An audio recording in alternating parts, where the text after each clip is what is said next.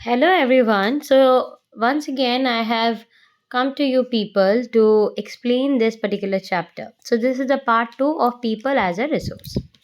So quality of population. We'll start from this topic today. Quality of population. The quality of population depends upon the literacy rate, health of a person indicated by life expectancy and skill formation acquired by the people of the country. So what is the meaning of that?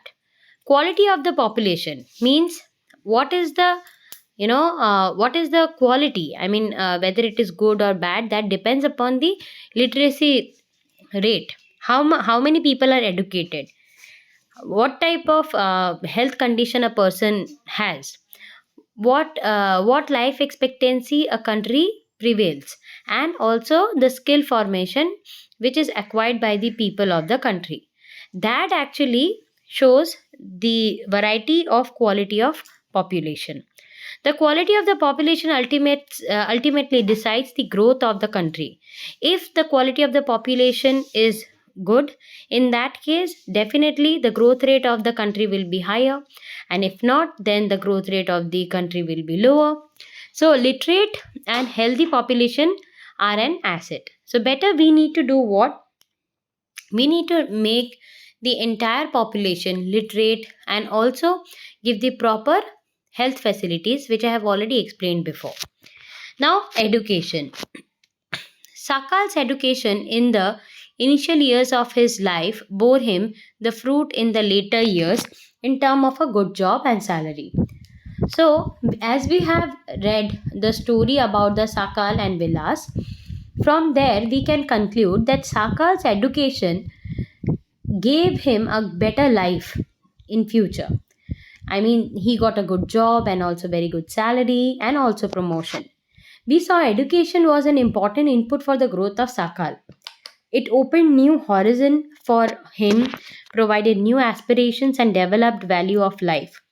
Not only for Sakal, education contributes towards the growth of society also. So it's not only about the Sakal, but education contributes actually to the growth of the society. So if a person is educated, a son of a farmer can also become IAS officer. So this is very very important for us to understand the importance of education and literacy. So if just take an example, these days we people are understanding this fact that those who are working hard, getting good education, they are only flourishing in life. How? a, a child of a farmer or any of the menial job worker, if that child is educating, that parent is educating, investing in the education of the children, then definitely they are getting a good life in future. They are getting good opportunities of job, then different better lifestyle, and also they can add value to their parents life. So we can understand that education is very very important. It enhances the growth of society, and also it enhances the national income, cultural richness, and increases the efficiency of governance. There is a provision made for providing universal access, retention, and quality in elementary education with a special emphasis on girls. So educating girls is very important. Now how it will benefit society? Let us take an example. Suppose girl A and B, these two are friends. A is getting educated, whether B is not getting educated. In that case, A will definitely get a good job and also having will have a good lifestyle, and also can educate her own children in her next generation. So and also the mind, the broad, the mindset up of a person who is educated is better than a person who is illiterate. Whether B, who doesn't studies, she got married soon and also delivered a child, and again that child also works in the house only with her, as she did not get the opportunity for education. She also tries to pull down the next generation. So this is what the scenario of the society of our country. Basically, this happens in the rural areas where the girls are not being educated as the boys. There is also an establishment of base setting of schools like Navodaya Vidyalaya in each district, which helps in promoting education to the different children. Now, vocational streams have been developed to equip large number of the high school students with occupation related to knowledge and skills. So it's not only about the education, but education is actually not confined into the academics, but we have to think in a broader concept where we people are adding up vocational streams, vocational courses also nowadays. So the plan outlay on education has increased from rupees 151 crore in the first plan to rupees 99,300 crore in 2020-21. The expenditure on education as a percentage of GDP rose from 0.64% in the 1951-52 to 3.1% in 2019-20 DE, and has remained stagnant, means stable, around 3% from past few years. The budgetary estimate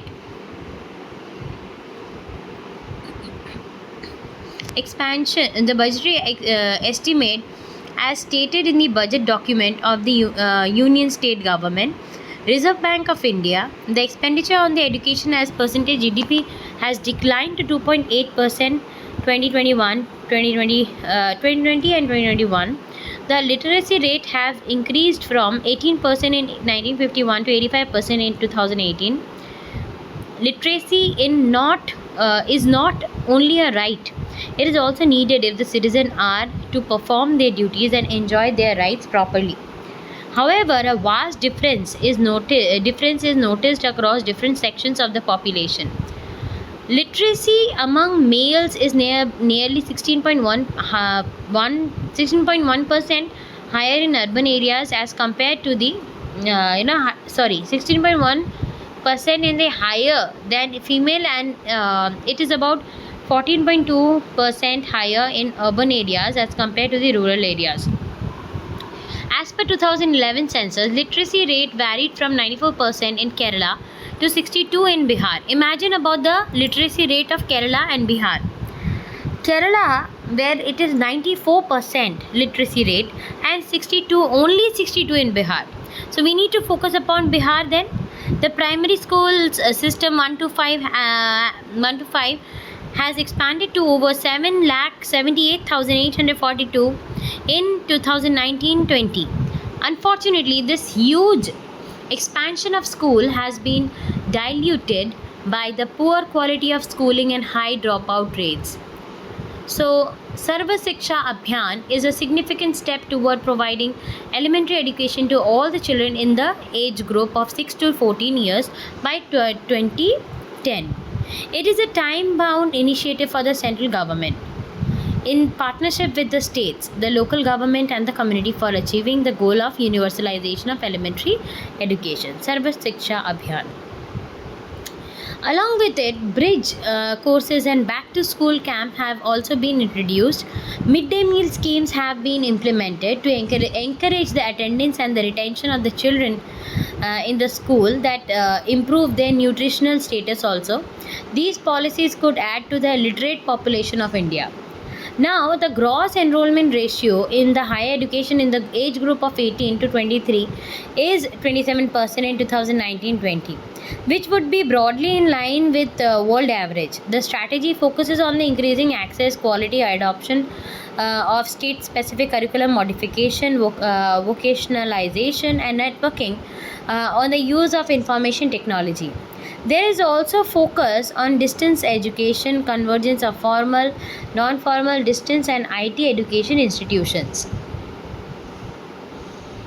Over the past 60 years, there has been a significant, very important growth in the number of the universities and institutions of higher learning in specialized areas. So this is commendable. Let us read the table to see the increase in the number of the colleges and universities, enrollment of the students and recruitment of the teachers.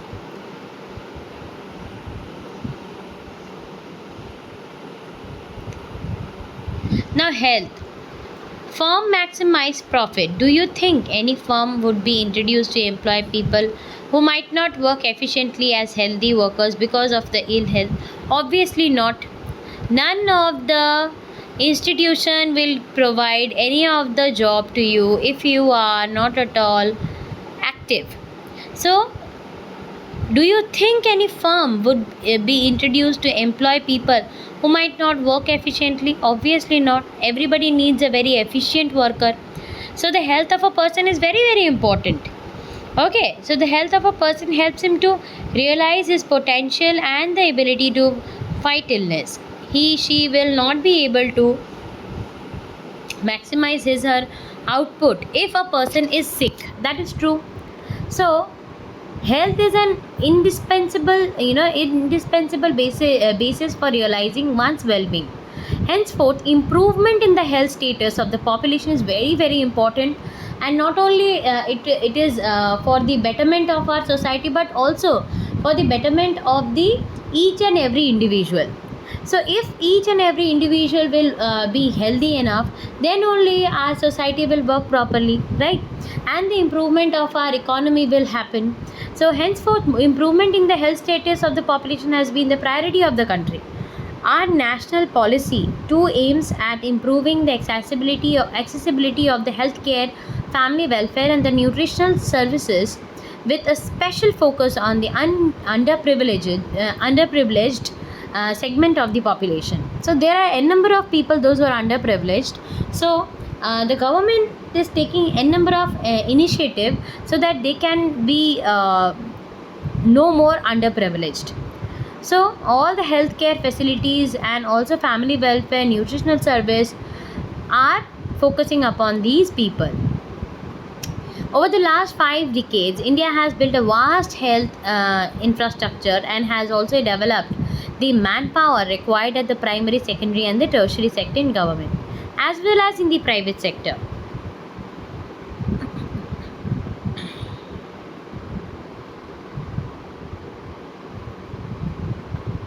Now, whatever the measures have been taken by the government that helped in the increasing the life expectancy of the people from to over 67.2 years in 2021.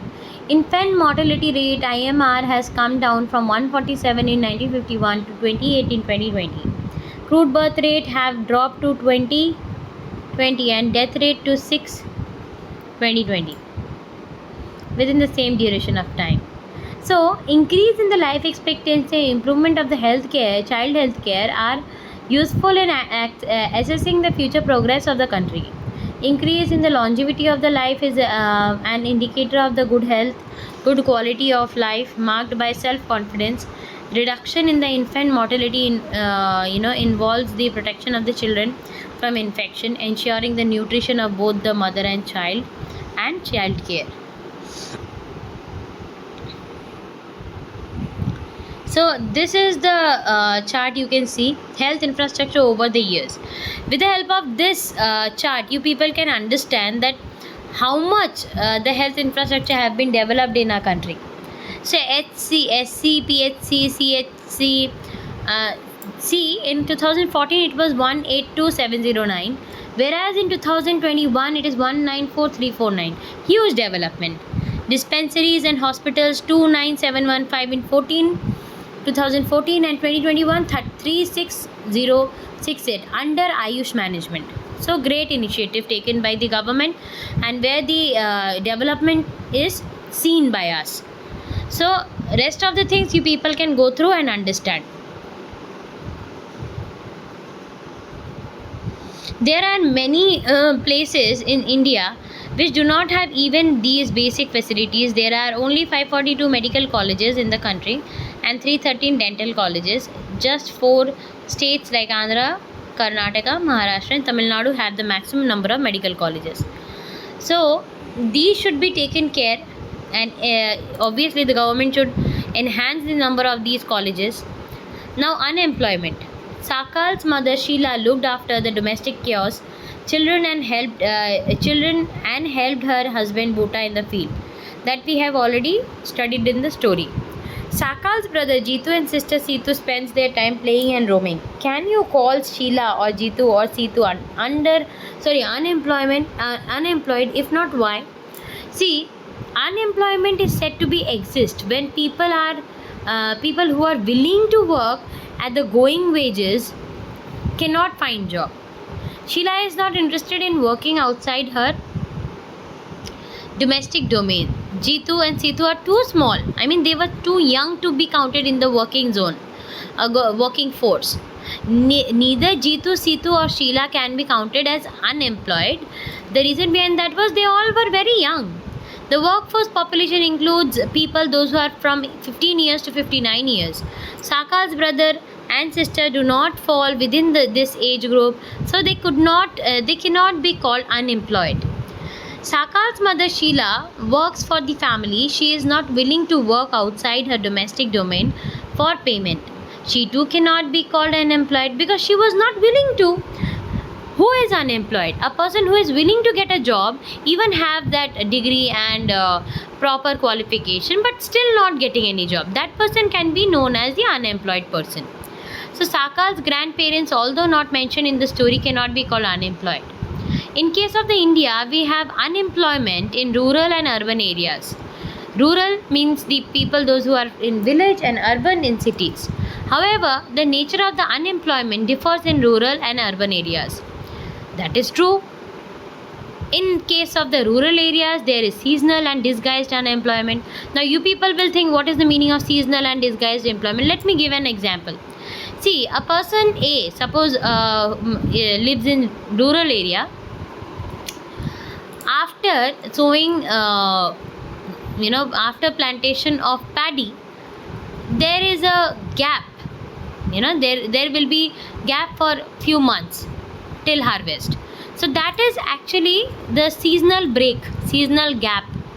Okay, seasonal unemployment for a person who is working on a field who is A. Whereas disguised unemployment is kind of in unemployment where in a family, suppose 5 members are there. They all are working in a small plot as a farmer where there is no need. So that is known as disguised unemployment. Disguised unemployment. Urban areas have mostly educated unemployment. Seasonal unemployment happens when people are not able to find job during some month of the year. People depend upon the agriculture usually face such kind of problem. There are certain busy seasons when sowing, harvesting, weeding and threshing is done. Certain months do not provide much work for the people. That is known as seasonal unemployment. In case of disguised unemployment, people appear to be employed. They have agriculture plot where they find work. This usually happens among family members engaged in the agriculture activity, which I already explained it. And if you remove those people from the field also, the productivity will not be declined. Okay, so that is known as disguised unemployment. In case of urban areas, educated unemployment has become a common thing. Okay, many youth with higher qualifications are not getting job. A study shows that unemployment of the graduate and postgraduate have increased faster than among matriculates. So a paradoxical manpower situation is witnessed as surplus of manpower in certain category coexist with the shortage of manpower in others. So there is unemployment among the technically qualified person on one hand, while there is a dearth of the technical skills required for the economic growth. Unemployment leads to the wastage of manpower resource. So people who are in the asset for the economy turn into a liability here again. So there is a feeling of the hopelessness and despair among the youth. People do not have enough money to support their family. Inability to educate people who are willing to work and to find gainful employment implies a great social waste. Unemployment tend to increase economic overload. The dependence of the unemployed on the working population increases. The quality of the life of an individual as well as of the society is adversely affected. When a family has to live on a bare subsistence level, there is a general decline in the health status and rising withdrawal from the school system.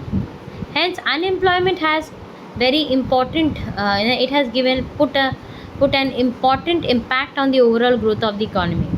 Increase in the unemployment is an indicator of depressed economy. So, it also wastes the resources which could have been gainfully employed. If people cannot be used as a resource, they naturally become the liability to the economy.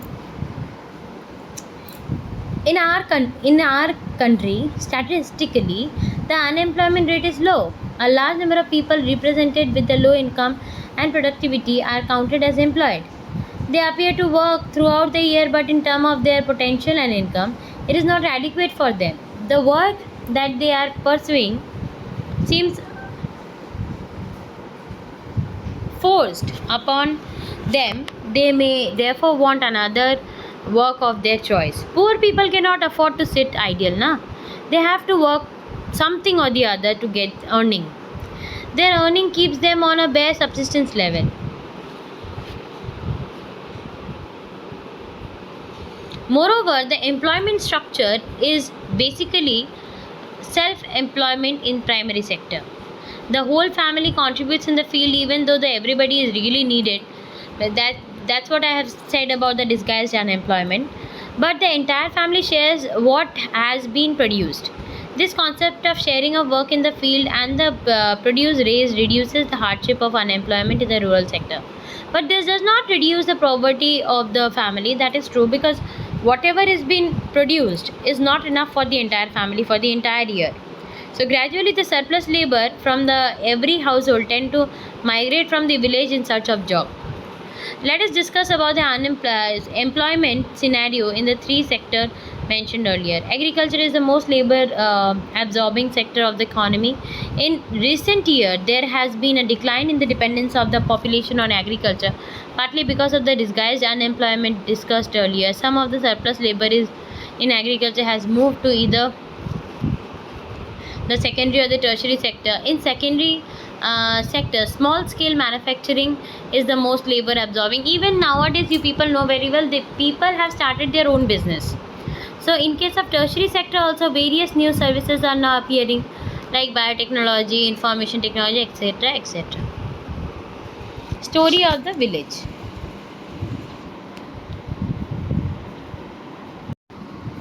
So, story of the village. There was a village inhabited by the several families. Each family produced enough to feed its members.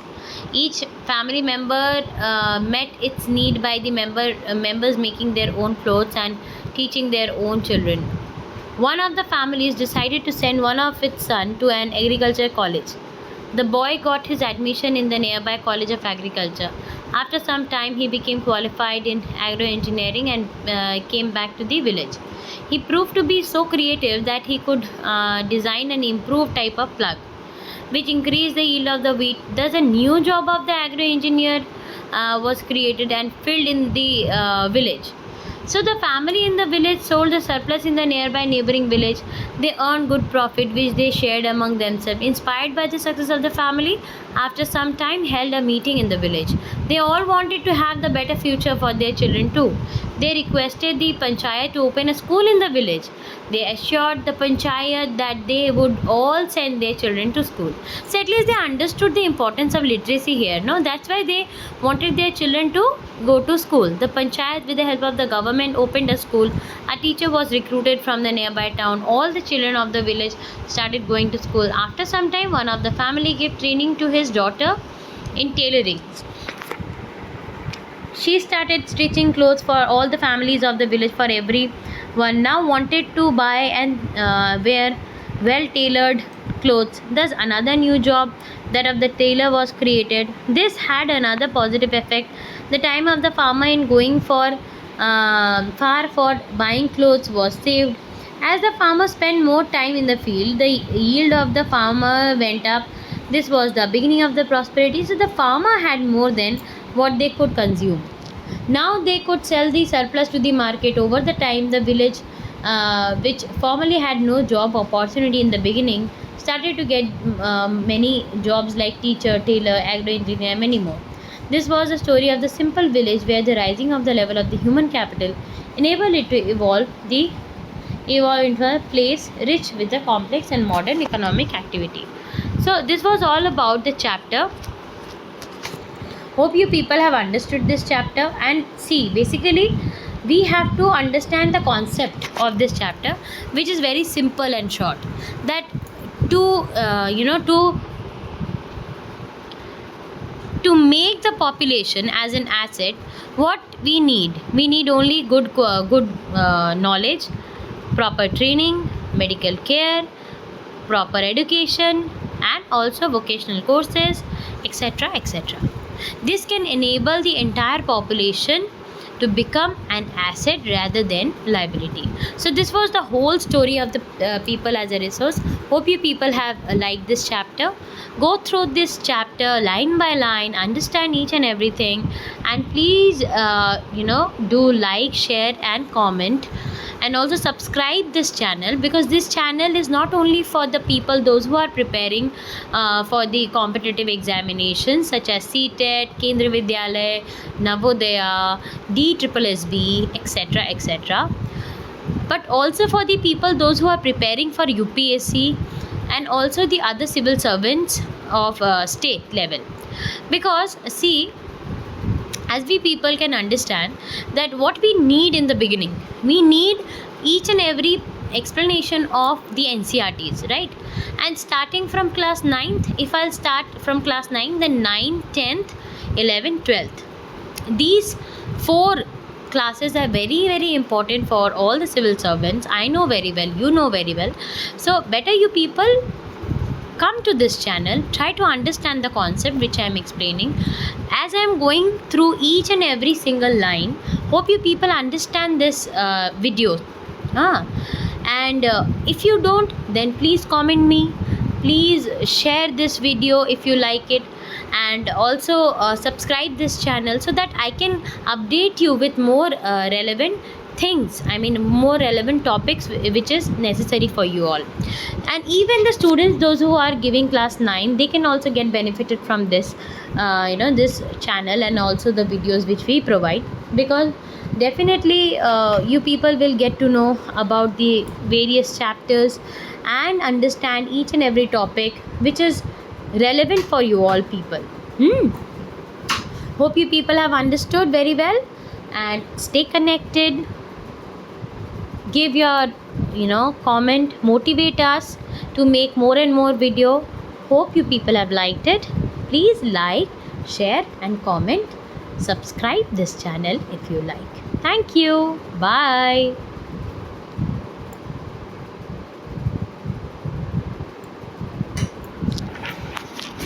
Done.